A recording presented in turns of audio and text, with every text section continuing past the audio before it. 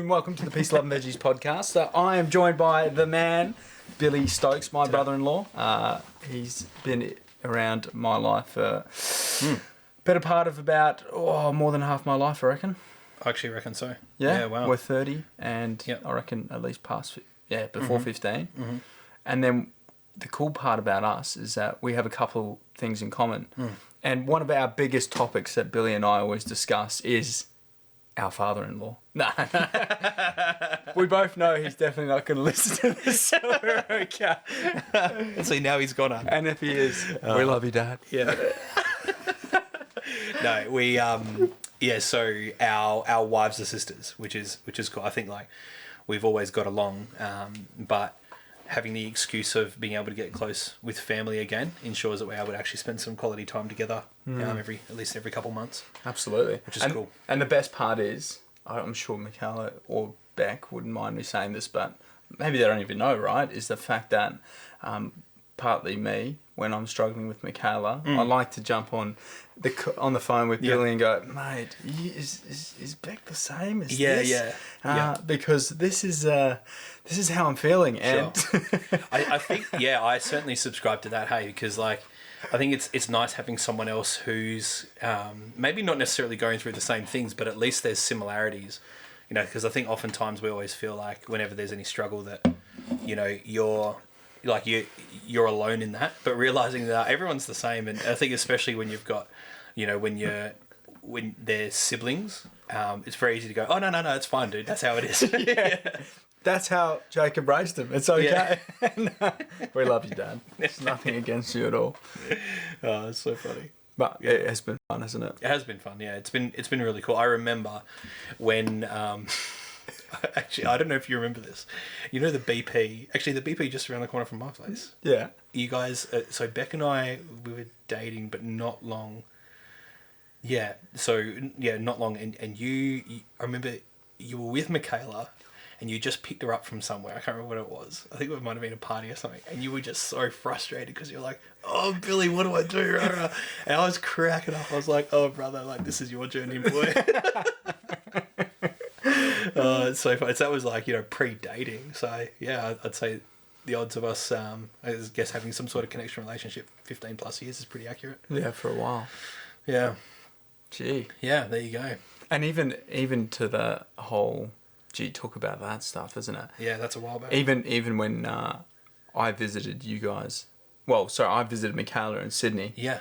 And then you came and surprised us when I was off somewhere else. Do you remember that? No, I don't. During Christmas. It was like during that Christmas period, you guys were living in Melbourne. Oh, yeah. And I flew off to Queensland and came back and... Oh, yeah. Yeah. So good.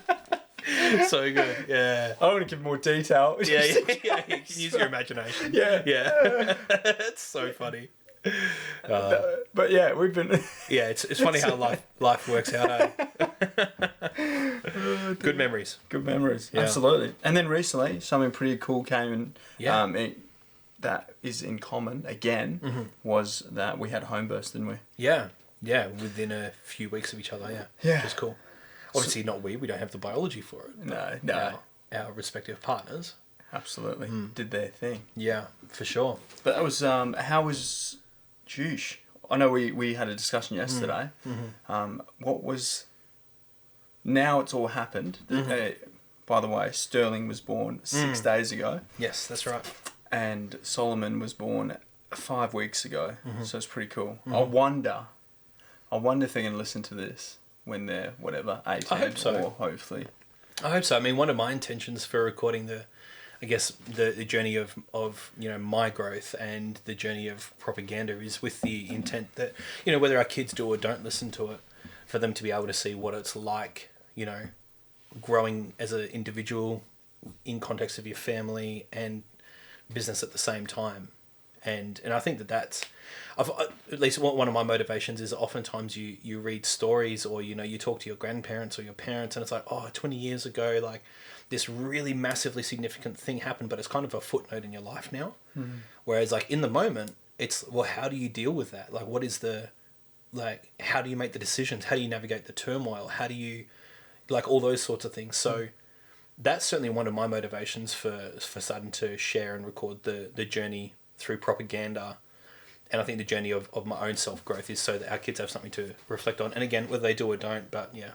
I think the cool part is that this day and age, there's audio, so you can see what we looked like when we were 30. Yeah. And yeah, plus true. Yeah. how we spoke. Yeah, so this is interesting. There's been a few like journal entries that I look back on, or like times where I've done like, you know, video recordings where I'm just chatting and, you know, like deconstructing my life and whatever, or my day. And I look back now, and that's only like a few years ago. I just go, oh God, like it's nearly embarrassing, you know, like yeah. So I wonder what I mean, you don't know what you don't know, and I don't know what I will think and look like and believe into the future. And yeah, I think that's going to be exciting. That's beautiful. Yeah. Thanks for sharing. I think part of this is Billy and I tend to go on tangents, so Yeah, I think. like we were trying to discuss home birth and Sure. we kind of went on that tangent, which is beautiful. Yes. That's what our relationship, that's why we spend hours together, right? For sure. Yeah, it's very very easy to. But Digress. yeah. We will touch back on the home birthing side, but I think something I aspire, well, what I find inspirational about you, or why I like to keep you close, not only because we're family, Yeah, but because you're obligated to. yeah, not only because I'm obligated to, but Yeah. I really love the desire to grow and look Cool. look inward and go, I need to sort things out and how can I be better? And that's been beautiful to, I guess, appreciate again, that. share that journey with you. Yeah, and I think that over time, like I've become quite select about who I spend my time with, and one of the common denominators is people who are looking for growth in one way or another.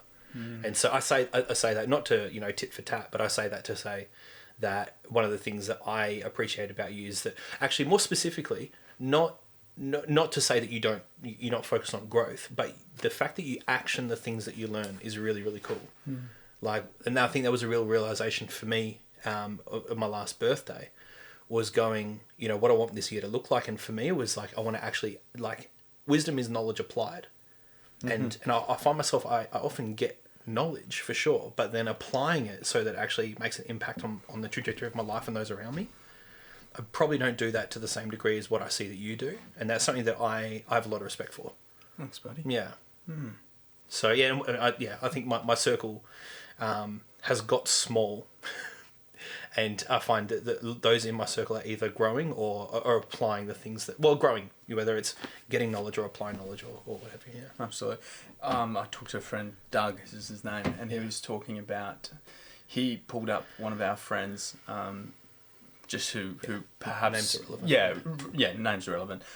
Just something he did, and he was like, "Hey man, that's out of character. Like, cool. What's to go there? Man, that's awesome." And I was like, "Man, what the heck?" That surprised me. And so I asked Doug.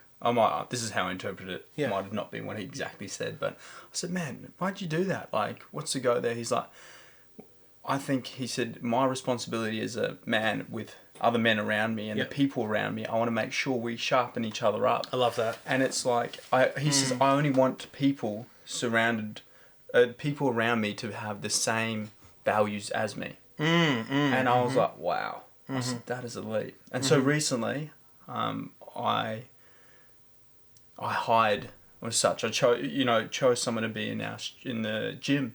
And what I love about him is our values are pretty much the same. That's so good. And what's amazing is that it just reminded me, it's like, sweet, how do you choose that small circle? Maybe just look at the values you have, and if they align with the people around you, beautiful. And I figured that out in business, or the people who I continue, especially, I mean, I work in my studio. Right. And so I'll coach in there. And so having those guys around me continually, obviously I need to make sure that they are also heading in the same direction as me. Absolutely. Or as the studio, whatever it is. And it's been amazing, just that small change and going, oh, you know what, I'm going to find someone who's got the same values. And I'm like, oh my gosh, I love this guy. And we're... The synergy there. Yeah, exactly. And the time we spend together in the space, we're continually growing or sharpening or trying to improve and trying to make sure we're doing the basics right, or whatever it is Yeah, that we're that's trying so to, cool. and he sharpens me up and I sharpen him up, and yeah, similar to the other guys in there as well. And so I'm like, man, grateful. And how beautiful to have that in your workplace, hey? Because I mean, one thing that I'm so conscious of is like you spend more time at, well, typically, probably not in with respect to F45, Yeah, right? yeah. But you know, you spend more time in your workplace than you do with your significant partner. You know, so making sure that you're aligned with your workplace, or more so, like I guess the organisation that either you lead or you are part of, aligns with your values and with your vision and all these sorts of things. I think that's. I think unless we're intentional about it, and this what I really love about what you were saying is that it's very easy just to be led down what other people believe would be the best path for you, and I think that's easily done if there's no intentionality. Absolutely. And even if you have, if you have a goal or whatever desire, knowing that if you get the same people with the same values, Right. you can have different directions in all goals or end goals or destinations. this, But the yeah. fact that you can all just jump in together, Yeah. and know that you're both heading there because you're sharpening each other up and refining to Fully. wherever that person you want to be. Fully I agree. think that, yeah. Yeah, it's so funny. I mean, we were just talking about this before, but doing this presentation on leadership tomorrow to a few business owners, and like everything you're saying, I'm like, yeah, they're cool. Like that's in there, like yeah. So it's really cool because I'm like, yeah, man, everything you're saying, I fully subscribe to. Like, and it's going to be points that we definitely cover tomorrow, which is quite cool. I'm excited. Yeah, I'm excited too. I think Kalgoorlie does awesome at that, doesn't it? Kalgoorlie is so unique. I think Kalgoorlie is really unique in the sense that I feel like there's oftentimes people come from other either countries or other parts of the country, and they come to Kalgoorlie with that belief of this is what I'm capable of or whatever, and they get exposed to immense wealth because there's so much wealth in Kalgoorlie, and they get exposed to immense wealth and go, oh wow, like that guy did it, like that person did it, and then they're like, okay, maybe I can do something. And I think that alone is enough to at least get a high percentage of the population to take action and take a risk, because now it's okay, now it's possible. It's not just a pie in the sky or something you read on Facebook. I think part of moving to Kalgoorlie is a risk, isn't it? Oh, huge. Yeah, Yeah, absolutely. whatever. And it's a sacrifice. Yeah. Definitely. You're in the middle of nowhere. Yeah. Closest to the best beach in the world. Yeah. It's just the bonus. Unfortunately, it's half a day's travel. We have done it in a day, though. A couple Yeah. times, haven't we? Yeah. So funny. That's Esperance, by the way. Yes. Yeah. Esperance. Lucky Bay. Shout out. Yeah. No shout out because we don't want any more people there. Yeah. There already is. Lucky Bay meant Cottesloe. dear. Cool. Okay, home birth. Home birthing. Now, I heard you mentioned that you spoke to a few people, one being me, and I guess you were like, what do I do as what's Sure. my role in this? Yeah. I guess my two things I believe was breath and maybe I said intuition more. Maybe I didn't. Sure. Maybe I'm hoping I said that, but Well, yeah. I'd say that sounds like something you would say.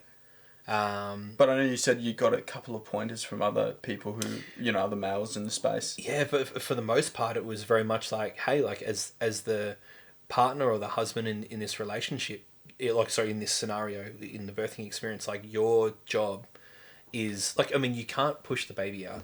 You can't whatever. She does the work, you facilitate, and I think that was probably the biggest. Very very much going like, I'm someone, I like clarity. When I don't have clarity, I get frustrated, and I'm just like, I need to deconstruct the problem. And I think for me, talking with Beck was like, oh no, I trust my body, I'm ready. I'm going, okay, far out. And speaking with yourself and a couple other mates of ours, and everyone's just gone, hey man, her body's meant to do this. Let her body do it. You facilitate whatever she needs. And that was kind of the approach that I went in with. Which, and again, breath work, I'm familiar with breath work, and so there were a couple of times, where she was this very excited breathing, and I just had to remind her, breathe deep, ooh, rather than, and just those little subtle changes, kind of just you can't see the forest through the trees when you're in the thick of the pain, right? So having someone on the outside, and that's kind of where I saw my role, is just being like, hey, just remember, just, and sometimes she was just like, shut up. And I was like, fair call. So, Actually, on that stuff, right, I think the day before, or the night before Michaela gave birth to Sol, I was sitting there with mum and dad, our in-laws, Yeah. and planning the beach.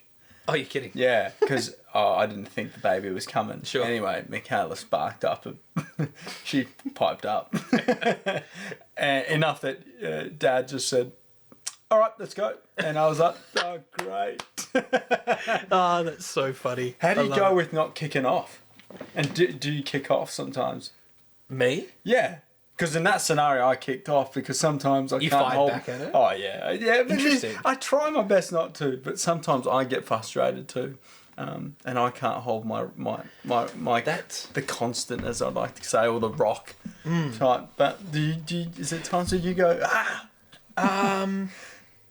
Oh, yeah, of course. Okay, good. I just wanted to check. Yeah. So, like, are there times I fire off? Usually, I find when Beck has a go at me, unless it's like a real good trigger, I'm very much like, you need to sleep, you need to cuddle, you need something. Like That's amazing. Yeah, like I need to. There's something that you're not getting. Sure. And I think that's the role of the masculine in the relationship, is to be that rock, and so, and obviously there's times like when you're exhausted where you might drop the ball and what have you, right? But for the most part, I'd say that the times where I spark up and I grip my teeth is when Beck might like spark up toward the kids, and I'm like, like that one's hard because I'm just like, boy. But I mean, the thing is, like, it's hypocritical for me to say that I don't do that either. So and not obviously not to paint Beck out like a asshole in that sense or anything, because she's a great mother. God, she's so good. But I think those times where I'm like, whether it was Beck or anyone, be like, how dare you speak to my kids like that? Yeah. So that's probably more the trigger for me. Yeah. Gee, on that stuff, I saw maybe a guy was doing the storytelling on some sort of reel or whatever. Yeah. And he said he came home from work. Yeah. And his wife said that his son, who at 15 called her a bitch. And he said, okay. And then said to the son, all right, here's a beer. Have a beer. We're going out. And he's like, what do you mean? I'm not having a beer. He's like, you're a big man now. Have a beer. Take it. You're a big boy. You called your mum a bitch. Drink it. And then obviously the kid was a bit what's going on. Yeah. Walked outside, popped him on the nose. Good. And then gave him a cuddle. And I was That's like... cool. And I was like... To me... How do you feel about that? Yeah, I know. I was like... That was beautiful because he set boundaries and said, no one's talking to my wife like that. I love that. And that's what I loved about it. And then equally, after he popped his son on the nose, gave him a cuddle. So there's a few things that come to mind on that. You remember that book that you sent me, Boundless Parenting? Yeah. So right toward the end, there's like this guy, Andy and Marcy Tanner. Andy and Marcy Tanner. That was my favourite chapter. I must have listened to that about 5 times. Wow. And do you smash through books, though? I'm so impressed. I'm still not done. No, I didn't read that book 5 times. No, but I mean the fact you finished it, because it's 28 hours or something. Oh, it took me like 2 months. Yeah, okay. Yeah. It's taken me 6. No. Yeah. And I'll like dive in, because there's sometimes I'm just not interested. Yeah, absolutely. But one of the things that he was talking about that, and which I really appreciated, because he's got 2 boys there as well, is he was saying how, there's your mother, but then there's my wife.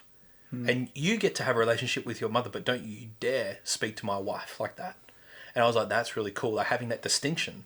And I think as well, like like setting the example as a father to their sons, actually, like, this is what's this is healthy. This is how you protect your family, even from those that are close to you. I think that's super healthy. Absolutely. Yeah. Boundaries, hey? So this is the other thing I was going to mention.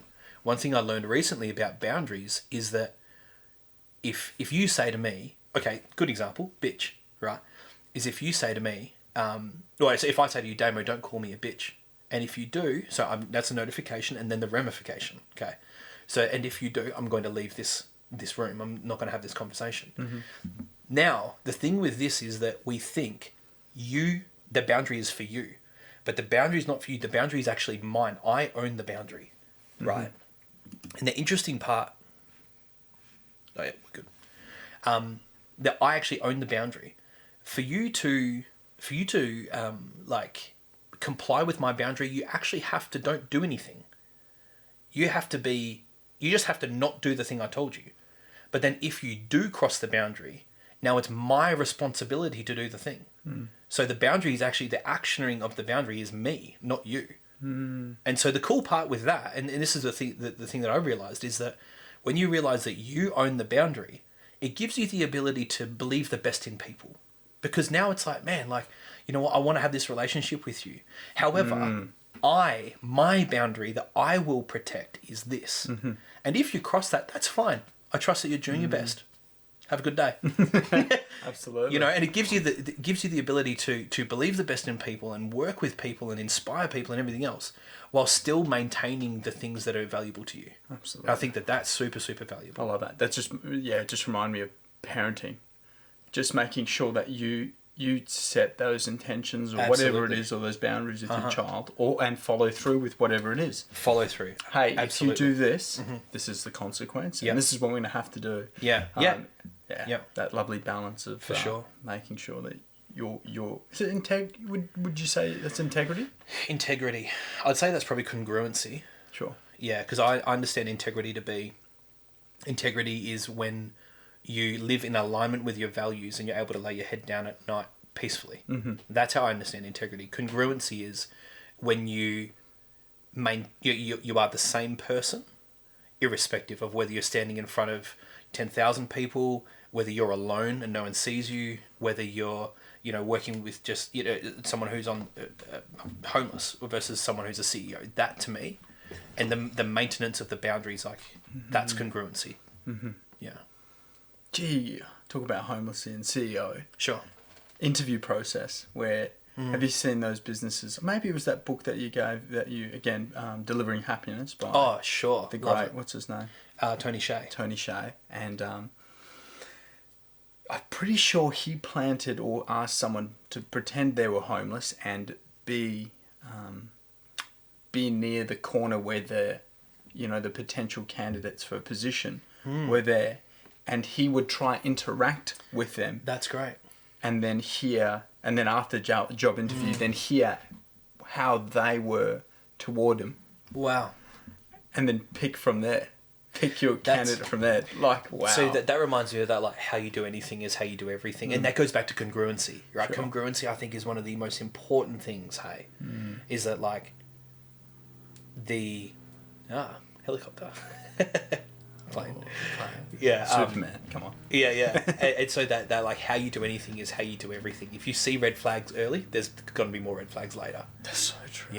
And so I remember another interview. I was listening to one guy. He does like the glass water test or the coffee cup test or something like that, where he'll go and buy them a coffee or get them a glass of water, and one of the key things he looks for is what do they do with that glass? What do they do with that coffee cup after the interview? Do they put it in the bin? Do they go and take it to the sink or something like that? It's the little things. That is elite. Yeah. I love that. Yeah. Wow. And to add to that, there was this guy who, again, CEO, he hasn't got time to go through every resume. Sure. And so he asked, let's say, the secretary, right. All right, I want you to either, there can't be 7 out of 10. I love that, 6 or 8. Yeah, they're either going to be a 6 or an 8. Yeah. And I love doing that because I do it in my everyday life. Not quite everyday life, but like, what do you think about that restaurant? 7 out of 10. Can't be 7. 7's too okay. Yeah. Oh, dear. Because then you actually have to choose, is it good or shit? Yeah, exactly. Yeah. I love making those. It's good because I'll do that with our guys. I can't remember, like, we play games with the guys at the shop, and we'll say like, blah blah blah. What do you rate it out of 10? 7. No. But it's amazing when you put that boundary in, or whatever you call it, that rule of thumb in. Yeah. What you get back from people. Isn't Absolutely. It? Yeah. You definitely especially get recommendations. You're like, all right, give me something elite or not. Yeah. No, it's good. Now, touching back, there was a word that you talked about briefly, when you were talking about home birthing, and you said the word pain. And I know you had a conversation with Michaela, I don't know, month before. Sure. Maybe even earlier. Yeah. But it was got to do with pain. I know that was quite helpful for her. Cool. I don't know if you remember that conversation, but I I'm do. sure. Okay. Yeah. Perfect. Yeah. I love that. It's- Now, can you give me a bit more insight into what you meant on that? Yeah, sure. So I think that there's, and I guess this stems from like Buddhist philosophy quite a lot. You know, it definitely is inspired by like, I guess Buddhist belief, is that there's a separation between pain and suffering, and the part that everyone pushes back on is there's the suffering part. Well, sorry, pushes back is when you actually suffer, but suffering is a choice that you make. The pain, life is full of pain, and suffering is the meaning that you assign to the pain. And my point being is this: let's just say we go for a run, and we're running, and our legs burn, and we're starting to get to the point that now it's harder to breathe, and all these sorts of things. Now that is pain, which is going to happen. So the goal is to leave pain where it is. You don't actually have to buy into the narrative of whatever you interpret the pain to be. So if I was to be all woe is me, I'd be like, oh, my legs are sore because I'm unfit, because I don't care about my body, because blah, blah, blah, blah. Shut up. Like, your legs hurt. Tick. Thank you, legs. Oh my God, I can't believe you're carrying my body on this run. That's incredible. You know, and being able to separate and go like, okay, the pain is the pain. The suffering is the meaning that you apply, the unnecessary meaning you apply to the pain that you're experiencing. It might be, let's say that someone leaves you, like your partner splits. That's painful. Absolutely, it's painful. The meaning that you assign to that is auxiliary to that. Leave the pain where it is. My partner left me. Why? Well, maybe it's because I didn't, I didn't listen enough. Okay, interesting. It hurts that they've left. Maybe however you want to navigate that, that's completely up to you. But the suffering is, oh, I didn't listen to them because my father abused me, and I didn't, I've got hearing problems, and and my last partner did the same thing, and I just don't trust anyone. Just fuck me. Like, no. Like, that thing happened, that sucks. That's where it stays. Then you don't need to actually buy into that anymore. That's an event that's happened, and it hurts. Let it hurt. Let the pain through. Let the more you try and hold on to it, the more it stagnates and it becomes a bigger problem. And that happens when you assign meaning to it, and that's when you suffer. And the best example I can explain is, like, let's just say that this is a pin, right?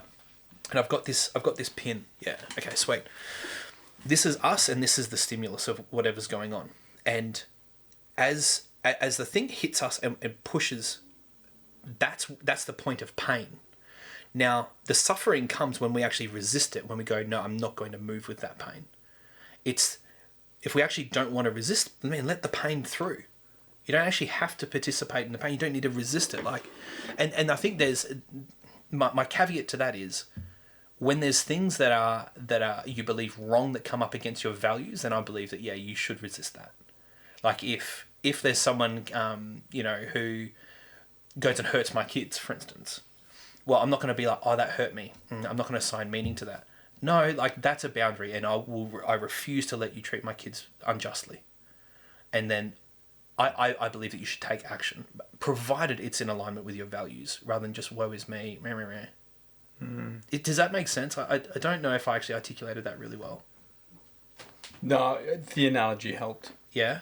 Yeah. Okay. What I did like, for me, it just sounds like not the victim mindset, partly. Part of it was me thinking how I related to that was, let's not be victim. Let's not fall into, my past, how just sit in my shit. Yeah. Let me just take responsibility for my actions, potentially learn from that of what it is. So... Sure.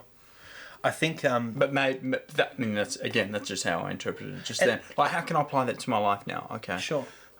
If something painful happens to me, then I take think, responsibility for sure. I think that, there's an element of agency that everybody needs. Sure. You know, and oftentimes we want certain outcomes. And the way that we achieve those outcomes is by making the world fit us, which is just an impossible task. Maybe if you're Elon Musk, you know, but even then, it's just like, you know, trying to cram the world to suit us is a fool's errand. And when you're looking outside of yourself to try and make things suit you, I think that's when life gets hard. And I think the internalization and going, well, what is in my control? I think that's the part that really matters. And it doesn't mean that you don't, like, it doesn't mean that you neglect the pains that you've, you know, like the wounds, if you're going to call them that, of your past. Yeah, absolutely. If there's triggers in that, deal with those for sure. But that, I think that, like, what did you say? Oh, gosh. The like, woe is me, victim. The whole victim mindset thing is super, super, super important. It's very easy to go like, well, you're the problem. You're leaving me. My dad did this did that. My mum didn't love me, whatever. It's like, no, just like your parents were obviously hurting people. They didn't. I believe people do the best with the tools they've got until they know better. You know, and then they do better. You know, so yeah. I think leaving the pain where it lies rather than buying into it. And I think another analogy is if you've got a headache, it feels like an elephant standing on my head.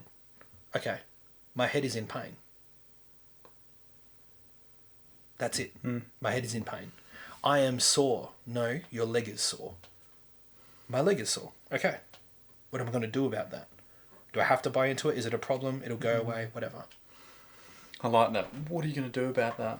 I've been, for the last few years, been big into feelings and needs. I love it. Yeah. And one thing I've just recently learned is, okay, what are you going to do about it? Like, it's important to understand your feelings because it's obviously data of a missed need. I love that, yeah. And then once you've established your need, I'm feeling alone. Cool. Sure. Okay, my need for company is important. Yeah. Okay, what are you going to do about it? Then action something. Exactly. Yep. So again, right, sense of responsibility. Yep. Okay, what's my next step? Yep. What am I going to do? That's really cool. Like, literally about maybe an hour and a half ago, we were out having lunch with the family, and Lexi said, what did she say? She was like, oh, Dad, I can't remember the feeling that she had. And I said to her, I was like, oh, Lexi, like, that's a feeling. Your emotions. Yeah, that's right. I was like, your emotions tell you what you need to do. I was like, that's all it is, babe. And it's really cool to be able to have those conversations with a 6-year-old, you know, where you're like, even actually it's so funny. My mum's been living with us because obviously Bub's here, and that was been super, super appreciated. And she was dropping the kids off to school one morning, and Mum said to him, oh, Lexi, I need you to get out of the car, go straight to your classroom. And Lexi goes, oh, actually, Nanny, you want me to get out of the car. Oh, no. At 6, I was like, man, like it's paying off. Wow. Yeah, it's really, really cool. So I fully subscribe to that. And your emotions tell you what you need to do next. I believe that's how I make sense of that. It's amazing. This is all Michaela, a lot of Michaela, and understanding or spending time with the kids. Right. And being intuitive with them. Yep. And understanding what it is and using the noises that they make. Right. To then go, oh, that's them telling me their feelings. Yeah, I love that. What is that noise? Oh, okay, that's a burp. All right, bang, burp, done. Sleep. That's let's cool. say. That's cool. I think it's a video you showed me where it's like 5... Yeah, on the Oprah show? Yeah. Yeah, like nice. 20 years ago, whatever it was. But amazing that all babies sound the same. Yeah. And, especially babies. I think it's under 6 weeks, let's say. And I love that. And, just hearing that, the fact that you can be intuitive with that kind of things where it's like, okay, like let me listen from a day-old baby. Yep. Let me hear what it is that they need, and then bang, fulfill that need as the responsible adult. And that's the beautiful part. Something also just want to add. Go. It's been beautiful. Esme, I'm trying to teach. We're trying our best to give her words like feelings, like sad. Cool. You sad? Yeah. And happy. You happy? And it's been Esme and I go for a ride to give Mum some peace. Yeah. And Mum being my wife. Yeah. Okay. And Esme sits in the front of me on Yeah. this little seat, and she holds on. And without fail, I reckon we've done it about 10 times, she turns around and looks at me and goes, "Happy?" And I'm like, oh man, my heart is like, this is the best. You want a Let's go. pony? You want a pony? Yeah, what do you want? What do you want? I'll find a unicorn. Yeah. I know. Don't know if they exist, but I will find you it. Yeah. It's just, oh man. Yeah. Just, yeah. Those are the things that matter, hey? Oh my gosh. I was chatting with my mum, like, I recall when we were growing up that my folks were really intentional around what we used to call blessing night, you know, so we would all get together and Dad would like kind of like speak blessings over us as the kids, you know, and just like speak into our lives about the things that he, you know, saw in us and mate, got to be some of the most pivotal things. Wow. And it's funny because one of the things that I've learned, and this is also covered in that Boundless Parenting book, is talking about the things that stick with you are not the big holidays. They're not the pivotal moments, unless they're like really, really dramatic pivotal and you actually have to change your life, like a horrific crash that you might survive and now you've set it on a new trajectory for your life or something, right? With the exception to those events. The events that stick in your mind are the traditions, and it's the things that, you know, you knew every single week. It's the sitting on your bed and talking with Dad or Mum at the end of every night. It's the, you know, the consistency and the things that really constantly kept being deposited into you. Those are the things that people stick with, or that stick with people. Sorry. Yeah, so true, isn't it? Yeah. I was recently talking to a friend, and he gave me a new perspective on parenting. Cool. He used this analogy. This is how the river flows, and he's about 55, doctor, okay. And he would always pay for coffee, and he still does. I'm like, mate, Bede, can I please pay for this coffee? He's like, it's not how the river flows. And I was like, what the heck does that mean? Anyway, he explained it. It's just, you know, he's the elder person and he passing down generationally, you know, and even to help with a coffee, a $10 coffee or whatever, just made it so beautiful. And he then likened it, we recently caught up, and he likened that exact analogy to parenting. Yeah. He's like, you give love. It doesn't matter if they give it back to you or not. Yeah. That's not how the river flows. That's not your responsibility. And I was like, wow, okay. That I think that this book, this book, Fallen Leaves, Will Durant. I've read a couple of his books, and just constantly there's just it is got to be one of the most dense books I have. What do you mean by dense? Just you can read. It took me weeks to read this, and the chapters, like, look at this chapter he talks about on death is like 3 pages long, 2.5 pages long, and it's got meat. There's a few things you're talking about the flow. So I'll read these little excerpts. So he's talking about death, and he says, "And yet what if it is for life's sake that we must die? In truth, we are not individuals, and it is because we think ourselves such that death seems unforgivable. We are temporary organs in the race, cells in the body of life. We die and we drop away that life may remain young and strong. If we were to live forever, growth would be stifled and youth would find no room on the earth. Death, like style, is the removal of the rubbish and the circumcision of the superfluous." He goes on this like story, and he says at the end, and when they pass, they will cheat death with their children, and with parental care that will make their children a little finer than themselves, and in doing so, life wins. And he's talking about our souls, and this all kind of pulls together, and I'll kind of come back to how I interpreted all this. He says, I've already lived enough. When death comes in due time, after a life fully lived, it is forgivable and good. If in my last gasps I say anything contrary to this, pay me no attention. We must make room for our children. And reading those, obviously, like in context of the rest of the things he talks about, I had this like realization where I'm like, this this body, this is a conduit. Life has come to me from my parents, and it is now flown through me into my children. And when this is not fit for the conduit of life anymore, then my body will pass away. And so I really, really like what you're talking about. That's not how the river flows, and I love that. One of the things that I like, I often think nowadays, at least once a day, I think, is like my one of my purposes in life is to let life flow through me to those around me. Like, am I giving life? And I think that I haven't really extended it as far as buying coffees, although I believe generosity is part of that. But it's like when I'm having these conversations with people, am I giving life to them? Am I building these people up, or is there a self-serving? Mm-hmm. Not to say you don't look after yourself, you know what I mean by that, but it's like you want to. Leadership is serving. Absolutely.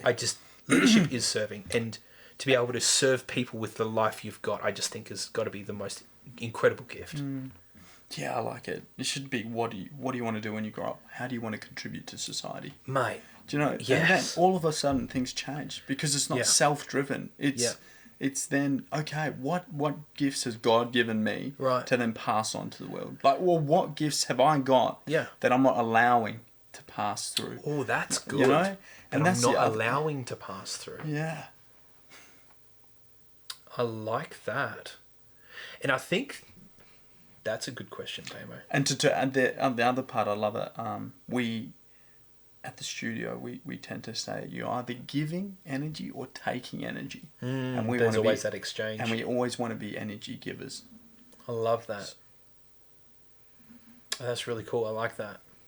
And you know when you're sucking someone's energy. Oh, for sure. And you know people who suck your energy, and equally you know people who give energy. Yeah, for sure. Yeah, I mean, like it's they have a weight about them. Like one of my first people I think of, Uncle Wade.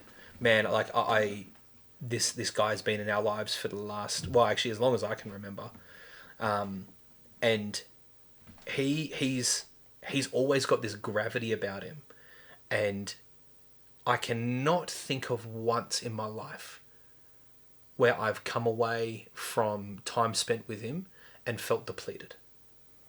And he's one of the people I look at and I go, oh, actually, there are aspects of my life I really want to model after him. It's really cool. Wow. Yeah. It's powerful, man. And in saying that, I think it's important to also receive or have the opportunity to give. Right. Or to take energy. But I think it's important to know and be aware if you are doing that. Correct. And equally doing it with people that you have, who allow you that space or that grace to be that. And I know you're definitely one of those people for me who perhaps I suck energy out of you sometimes, or maybe I just tell you an opportunity like, hey, can I just let my jackal out? I've just got, just let me... Can you just be an ear? Yeah. Just to get this off my chest. Let me just release this out of my world, Yeah.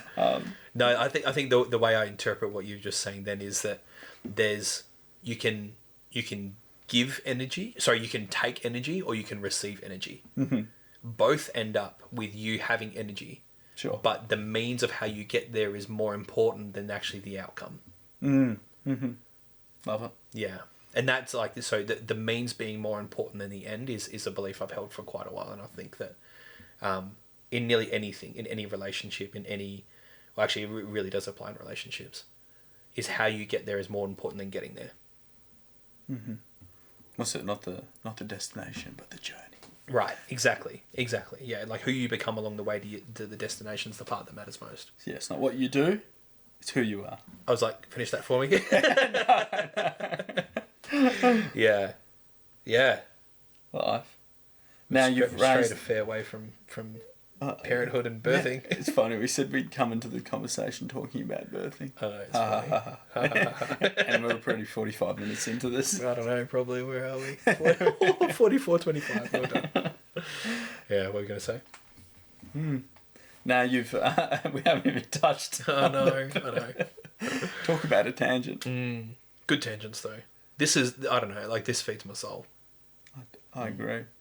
It's interesting hearing about your purpose about doing podcasts. What I love about doing them is that it's just when you hear a podcast, Yep. or you've been exposed to podcasts before, you're just hearing intentional conversations between two people. That's cool. And I love it because it's like, all right, hey, I just want to sit down with you. Yeah. Let's just chat intentionally. Wow. I never thought of that. And that to me fills my soul, because I get energy from hearing people's stories or encouragement, or maybe someone else will hear this and it's not an intention to go, oh, Sure. you know, hopefully this is viewed by or listened to X amount of people. But it's like, you know, Yeah. this fills my cup, and hearing conversations and being intentional about just sitting down and having a conversation. See, and I was just thinking then, like, this the whole hustle culture and need to always be doing all the time has really done away with, you know, like, it used to be that you just go around someone's house just to hang out. You know, and I can't remember the last time I did that. Much less anyone that, yeah, dude, like, I this is sad now to think of it, like, no, I'll go and catch up with people. I'll intentionally catch up with people.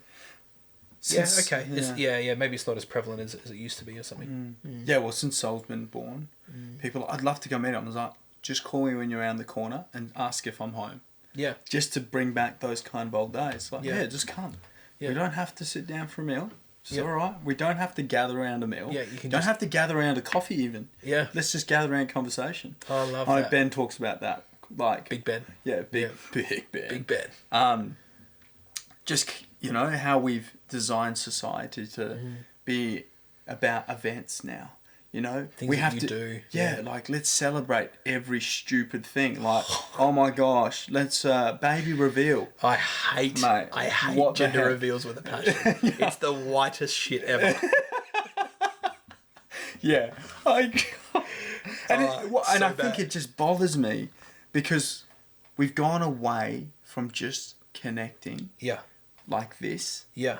to rather having to connect over an event. Yeah. Or we have to make it a theme. But there has to be a reason why we're getting together. And it's like, why can't we just hang out? Right. I love that. Like, why do I have to sit here and eat this food Yeah. and also have a conversation? Why can't I just have a conversation with you? Yeah. Yeah. But Why sure, can't we let's- just...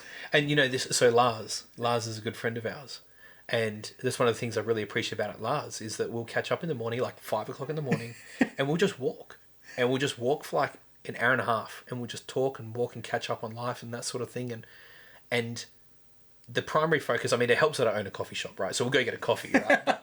But the primary focus is being and catching up and, you know, like, I guess, living life with each other. Albeit, you know, like for an hour and a half every couple of weeks. You know, it's not much, but yeah. But it's creating that space. Yes, that's right. And I think that's the beauty. We forgot about that part where it's like, I don't know what to talk about. Like, literally didn't know what we were going to talk about. Sure. We had some intention of talking about home birth, right? But we just created the space, and now we've spoken for 48 minutes. Sure. Unintentionally, but we've just had that moment to just create that space. Sure. And I think that's the part that's been missing. I've recently, there's a guy in my gym, Adam, and he and I have daughters the same age. Yeah, cool. And it's been, again, you're like, not fearful, but you're like, man, what am I going to talk about with him? And it's just amazing when we create that space. We spent a couple of hours together every other week, and it's like, this is beautiful. Like, you don't have to come with an intention. Yeah. Just the intention to make space. Yeah. Similar to guys when they come to the gym, it's like, just rock up. Just get here. Just get here. Yeah. Don't worry about the rest. I think we'll that- take care of it. Sure. I mean, and that's one of the things I think is like, you know, I know Jordan Peterson talks about the relationship that people have with the unknown. And it's like, well, there's so much that's unknown. Like, and if you're focused on what you don't know, you're screwed. You can't take action because there's so much more out there that's unknown than there is known. And so the only way to make the unknown known is to step into it. And you don't know what's on the other side. That's the beauty of life. That's courage. Talk about thrill, talk about growth and purposefulness. And one key word that I love, and you can see it in kids, is curiosity. Love that. And like, Yeah. the sense of curiosity and adventure. Yeah. Like things that you just watch your child and you're So like, cool. wow, you're teaching me more than I can teach you right now. Isn't it amazing? And they teach you exactly what life's about. Like, Yeah. and it's amazing. Yeah, talk about, I don't know. And I think, so I know sometimes you've asked and questioned, not questioned, but gone, how do you just not I don't know, care for wealth or trying to be, I don't know, chasing after, like, I'm comfortable working X amount of hours and I'll be happily to go to the beach at 12 p.m. or 10 a.m. in the morning, when usually you were last call me and go, what are you doing? I'm like, going to the beach. And you're like, oh, bloody hell, What? this bloke. Again. Yeah. Yeah, I don't know where I'm going with that. But I was just going to ask where you're going with that. Yeah. Yeah, no. Yeah. Maybe. So you were saying I struggle with the not to say Well, sorry. Yeah, no, not to say I struggle, because I don't. I think I've learned to perhaps earlier in our relationship that I judged you for not having those shared values that I have. But I would also say that what I've realized in myself is that a lot of the values that I lived by, I feel like I'm a lot more intentional now, were values that I had been fed or adopted from others. They weren't necessarily values I subscribed to, but it's just, that's life. And I think, and this is again one of the other points that I quite admire about you, is your willingness to not. Let me rephrase that. Your willingness to be congruent or integral, integral and congruent, probably both, to remain in alignment with your values, even if you're misunderstood. And I think that that's very rare. Yeah, and I feel as though if there's more people who, and this is the beauty of life, is that or beauty of society, if you're going to call it that, is that we don't have to be the same person. We don't have to have the same values. And God, how just shit and boring would life be if we did? Yuck. Talk about vanilla. And I think, thank God that we've got different values, and thank God that we've got these different, things that drive us and make us tick. Otherwise, I would probably just... Actually, truth be told, I probably wouldn't be so comfortable, now I think about it, not being in the shop as often as I am. Maybe. I guess I'm hypothetical now. Yeah. Sorry, to finish that sentence, I probably wouldn't be so comfortable being out of the shop as often as I am, unless I'd kind of seen that emulated through someone else, and in this case that would have been you. Yeah. It's kind of something that's kind of clicking with me now. It's amazing what talking does, isn't it? Isn't it? Yeah, it's really cool. It just kind of takes all the stuff and that's in the back of your head. Plonk. Oh shit. Yeah. It helps you align your thoughts too, right? Certainly. Yeah. Very much so. Beautiful. Very. Absolutely. Now you've parent for 6 years. You said Lexi's just turned 6. Yeah. She's about. Yeah, she just turned 6. Yeah. Yeah. What's something what parenting style have you changed since, from Lexi to, let's say, Eliza? Mm-hmm. Obviously. Yeah. Sterling is still 5 days old, so maybe it has changed. Yeah, I would say even how Beck and I show up with Sterling has changed a lot to how we showed up with, and we there's definitely an evolution there. Yeah, I mean, even in the, I would say probably understanding. I'd say that's something that I really value nowadays is really seeking to understand. And I think you were touching on, with kids, how kids communicate, and there's that desire to communicate. To me, I go, what's the function of communication? Well, you communicate so that people understand you. And then you want to be understood so that people have connection and you belong. So there's this innate desire to belong in every single one. And it's from the very moment you're born. There's this child, an infant, a brand new baby, and it's screaming and crying and everything else. Well, why? It's because there's a need. It needs something. Kids at that age, they don't want, they need. Right? So it's okay, what is the need that I need to meet for you? It's that serving thing, right? And I think in our naivety with Lexi, because obviously I'm going to use the two extremes, our first kid and our most recent kid, and there's 6 years between. And we've been very intentional about wanting to become better parents in that process. So it's very cool to look back and see how we've grown. But I think when Lexi was there, we were just there was frustration going why? Why are you crying? Why? We can't, right? Whereas now, with Sterling, it's it's that whole pain and suffering thing too. We're up every 2 hours, and you know, and that's taxing on Beck, and it's also taxing on me. But I could be like, oh, you know, it means I'm going to be tired tomorrow. It means I can't perform. It means I'm not going to be able to think. It means I have to sacrifice my time with naps. Or I could just be the fact that, okay, I've got a son now. Fact is that son is learning how to get into a right circadian rhythm and has no idea. The fact is that when it needs to be fed, it actually requires Beck. And part of that is that my relationship to Beck and my commitment to Beck is that I'm going to be there to serve her and look after her and help her as much as I can without boobs. Yeah. Right? So that's all fact. Any additional information that I put on top of that is not necessary. Like, if I want to be committed, and that's one of my values, if I want to be committed and serve my wife, then, and you know, and build her up and be that rock for her, well, then it does mean getting out of bed every couple of hours to pick up the kid, to burp the kid. It does mean that true story, last night, slept on the couch with Sterling on my chest in the most uncomfortable situation so that Beck could get a clean run of 4 hours sleep. And you don't need to assign any more meaning to that. You're being a father. Tick. Well done. Be proud of yourself. Yes, you'll be tired tomorrow. Yes, you'll probably have to have a sleep in the afternoon. Who cares? Don't bitch.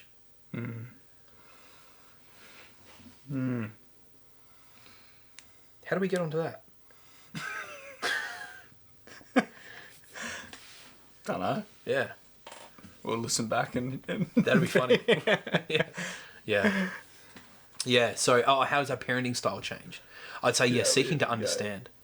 You know, like when our kids, and I think understanding people by way of like understanding needs, hierarchies of needs, how those are expressed, how to meet those needs, understanding the influences that you have on your child and how you perceive the world and how the influences that you've received from people have shaped the world that you understand that now you're influencing your child with. And is that the influence you want for them? Well, then now how do you change your perspective on the world so that you can influence your child correctly? You know, and understanding those sorts of things. So seeking to understand why we do what we do. How do we come to that conclusion? Why is that what we're like getting pissed off about? Is this the best way that we actually want to like raise our kids? Is this the best way to deal with this situation? You know, and asking questions. Why is a powerful question. It's a frustrating one at the same time. Thank you. I'd say that's probably how our parenting style's changed. Beautiful. Yeah. What would you say, observing from the outside looking in, what would you say has changed? For you guys? Yeah, patience. Yeah. Like, and perhaps it's understanding, but you just seem more in control with the out of control. Yeah, for sure. Because maybe you're just like, he's hurting or she's hurt, whatever kid it was, you know? Right. That is an observation. Maybe, I don't know if I should say this or not.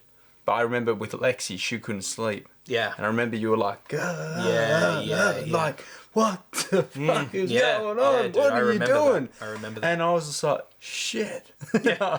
No kids for me. Yeah. But you just, and now it's just like, and that's what's beautiful. Yeah. I mean, I do that too sometimes. I definitely did it with Esme. A couple of times, so you're just like pulling your hair out. How amazing a woman though. Because I've never seen Michaela get frustrated with a crying baby. Really? Yeah, well, I love you, babe. Sorry, I didn't mean that. Sorry. The only two listeners we're going to have is our wives, so we got to right. be careful here. Love And you, maybe Becca. Dad, we do love you. But, yeah, well, I say never. Honey, I can't recall too many, but there's a big discrepancy between her and I in terms of how I deal sometimes with that. There's this crying that goes right through my heart and my ears, and I don't feel comfortable. So that's so funny because like maybe it's like desensitization because like I'll be at home sometimes and the kids will be crying or something's going on and I'm like I might be doing something in the kitchen, right? Or in the office or whatever. And I'm like, I'm hearing this and it's going on and going on and going on. And I'm like, and I like get up and I walk out and Beck will be like reading a book or, you know, something like, and I'm like, you know, I get frustrated because I'm like, why are you not attending to my children? My children need you and you're not doing it, right? So like, and this is the beautiful part about like the wisdom of motherhood, and this is one thing I've learned from Beck, is that she is not instantly responsive to the kids. She's not neglectful, but she believes in their own agency and capacity to work things out. And she'll look and go, it's all right. It's a little problem, and she'll let them work it out. And I think that's so powerful because to me, I'm like problem solution. Right? Intervene. Like, yeah. It's like there's a problem. I need a solution. Crack done. That's amazing. Yeah. So I it's know interesting. Our kids. I know Esme and Eliza are quite close. Quite. And I remember them just brawling, and I was like, just leave it. Can I just see what happens? Yeah. But anyway, I got called out of that. But I would love to see how kids, without adults' intervention, what the heck goes on? How do they resolve? We don't know. Are we willing to risk it? I don't know. Yeah. Maybe if we're looking after the kids, we'll let them brawl for a bit longer. But maybe let's hope they don't listen to this. No. It'd be interesting. Don't know. Wow, I'm always just intrigued. What would, I feel like, in watching kids on the playground, I'm like, parents, just leave them. Yeah. Like, especially like a 6-year-old. I'm sure they'll be able to. They're capable. Yeah, they're very capable. And they know that, as you mentioned before, one of the needs is to belong, right? Yeah, for sure. It's like, I don't want to, if you. Yeah. And the best thing, the purest thing about kids is they will tell you exactly what you're being. Yeah. And you're either in or out. And either comply in a way that is it's contributing to our little tribe that we've just made at the playground, or nick off. Or you're on your bike. You're going to be alone, and no one wants to be alone, right?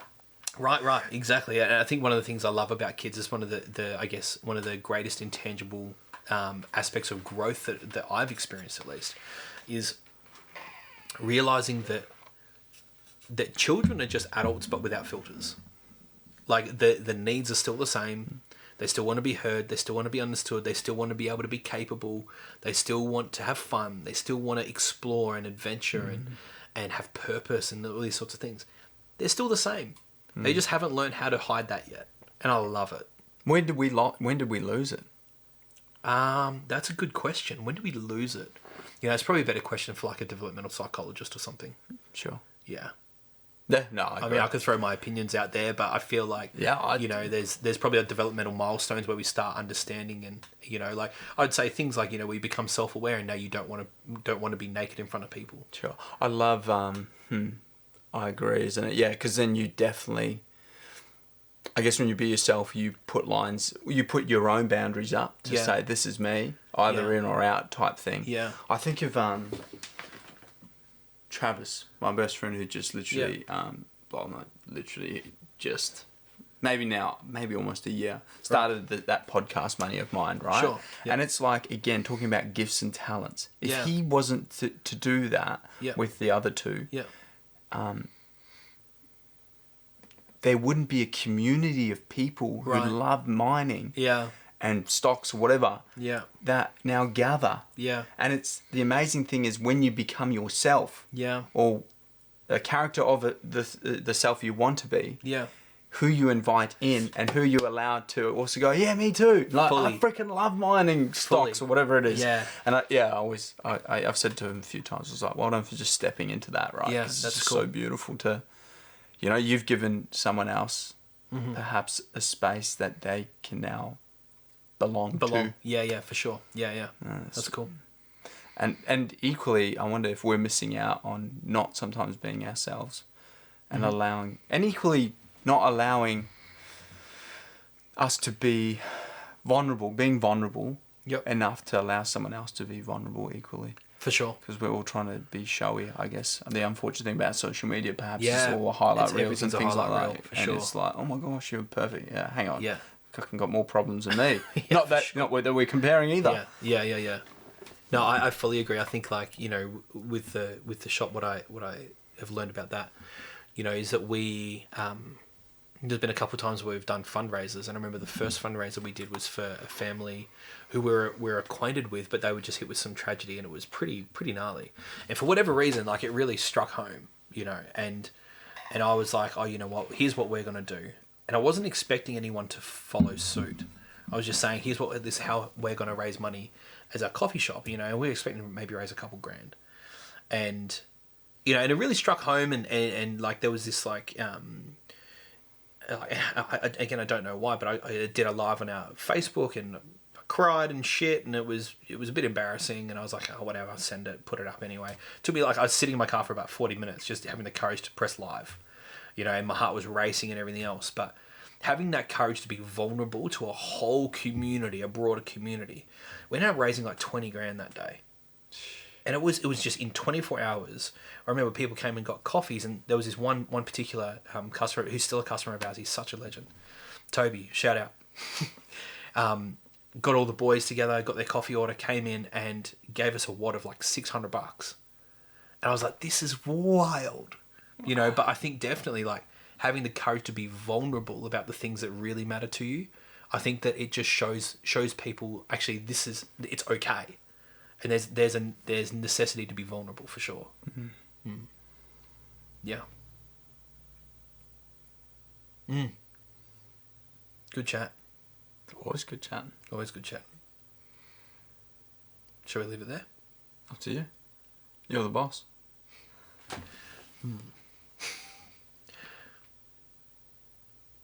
I feel like it's a good conclusion. Absolutely. I'll finish on, there was I think, these reels. Sure. Depends. You gotta, I like that you have to, you can, equally you consume on social media, but you get to choose what you consume. And it's cool to kind of delete and follow certain accounts that you're like, cool, maybe I want to be like this one day. Sure. Anyway, this girl popped up and was like, and talking about space to just chat, right? Mikhail and I, we had a little pause, but we're going to kick it back on now that she's able to walk. But cool. After dinner, we'll go for a walk together. Love that. Yeah, that's good. And it's amazing what was mentioned was allowing, with males, you need about 30 seconds of silence before they feel like they can then speak. Interesting. And so, like, waiting 30 seconds. Or encouraging the lady to pause when walking with their partner, or their husband, whatever, to just hold the space for more than 30 seconds. And it's weird, because it feels weird thinking about it. But it's pretty well true to me, because when I go on these walks to Michaela, I'm the one who spends most of the time chatting about the day. We both communicate, sure, but it's just that space that allows me to then. As masculine, we kind of take a bit more time to order our thoughts, maybe. I don't know what it is. And we speak truth more, or what we believe is our truth. Yeah. Where it's different for potentially. I know I love hearing Michaela. I don't know if Beck does it, but Michaela loves chatting. Yeah. And I love it. I'll just sit and listen to her all day. It's so funny. So I feel like our relationship is a little bit different, where Beck just loves hearing constantly. She's just like, I love hearing you talk. And we'll lay in bed, and I'm like, you know, every now and then, like, I try not to disrupt. When I'm going to bed, I really hate, like, I've made the intention I'm going to go to sleep. I don't want to talk anymore. You know, so I'm conscious to not do that to Beck. But every now and then there might be something that's come up, and we're talking, and we'll be laying in bed, and I'll be chatting with her about the day, trying to unpack a concept that I'm trying to wrap my head around or whatever. And she'll just say to me, and nearly every time, she's like, God, I love hearing you talk. I'm like, damn, girl, you want another baby? I love that. That's cool about the bed, though. Yeah. Having spaces in your house that are sacred. Like, I love that. Bed is for rest and love making. Yeah. Keeping it at that. Yeah. And having a place in your lounge room to go, this is your reading. This is your prayer chair, whatever it is. Well, that's cool. Thanks, Bill. Good chat. Thanks for chatting. We'll talk birth later. Yeah. Love you. Peace out. What do you say? Peace, love, and veggies. Peace, love, and veggies. Peace.